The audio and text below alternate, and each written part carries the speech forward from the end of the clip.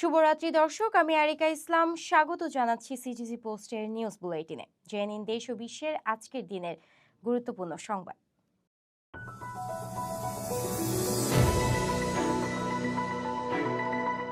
মধ্যরাতে চট্টগ্রাম সহ দেশের কিছু এলাকায় 4.9 মাত্রার মৃদু ভূমিকম্প অনুভূত হয়েছে। বাংলাদেশ আবহাওয়া অধিদপ্তর জানায় রাত 12:55 16 সেকেন্ডের ভূমিকম্পটি ঘটে। উৎপত্তিস্থল ছিল ঢাকা থেকে 431 কিলোমিটার দক্ষিণ পূর্বের মায়ানমারের মিনজিন এলাকায়।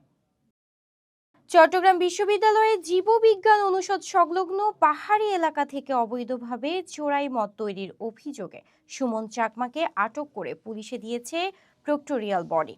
সোমবার দিবাগত রাতে 3:30টার দিকে তাকে আটক করা হয়। পরে মাদকদ্রব্য নিয়ন্ত্রণ আইনের মামলা দিয়ে পুলিশ গ্রেফতার দেখায়। বিএনপি চেয়ারপারসন খালেদা জিয়া স্থিতিশীলভাবে চিকিৎসায় সাড়া দিচ্ছেন বলে জানিয়েছেন তার ব্যক্তিগত চিকিৎসক ডক্টর AZM জাহিদ হোসাইন।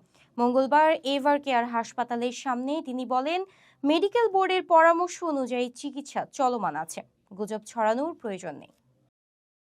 দীর্ঘ প্রায় 14 বছর পর নিজ এলাকায় নির্বাচনী প্রচারণা শুরু করেছে বিএনপির স্থায়ী কমিটির সদস্য সালাউদ্দিন আহমেদ।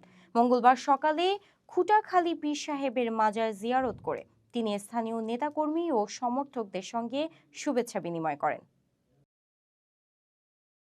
সামাজিক যোগাযোগ মাধ্যমে ভাইরাল হওয়া একটি ভিডিওতে দেখা গেছে চলন্ত সোনার বাংলা এক্সপ্রেস ট্রেনে লোকোমাস্টারের হাতে বড় বস্তা তুলে দিচ্ছে দুই ব্যক্তি।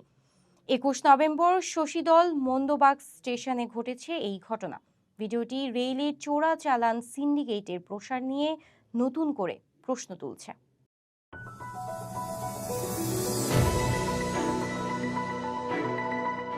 দর্শক, এতক্ষণ আমাদের সাথে থাকার জন্য ধন্যবাদ। প্রতিনিয়ত আন্তর্জাতিক, জাতীয় ও স্থানীয় গুরুত্বপূর্ণ খবরের আপডেট পেতে ভিজিট করুন www.citizenpost.news-এ। চোখ রাখুন সিটিজি পোস্টের অফিসিয়াল ফেসবুক পেজে।